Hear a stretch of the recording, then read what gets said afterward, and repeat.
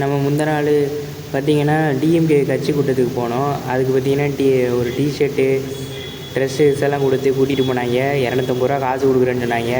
சரி கள்ளி போட்டு கிளம்புவோம் அப்படின்ட்டு நம்ம ஹாஸ்டலே கிளம்பிட்டோம்.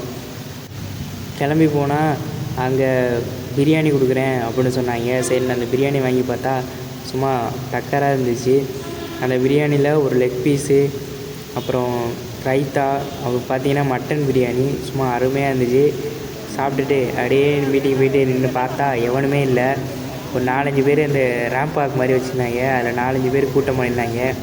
அப்போது அந்த யார் நம்ம சின்னத்தில் வருவாருன்னு வெயிட் பண்ணி பார்த்துக்கிட்டே இருந்தோம். பார்த்தா வந்தார். எல்லோரும் அலற ஆரம்பிச்சிட்டாங்க. எதுக்கு கத்துறாங்க அவங்களும் தெரியல, எங்களும் தெரியல. சும்மா ஏறி நின்று பார்த்துக்கிருந்தோம். பார்த்தா ஆள் வர்றாப்புல. சும்மா பார்த்தா கிட்டக்க பார்த்தா மாடு மாதிரி இருக்கான். யாரும் தப்பாக நினைக்க வேணாம்.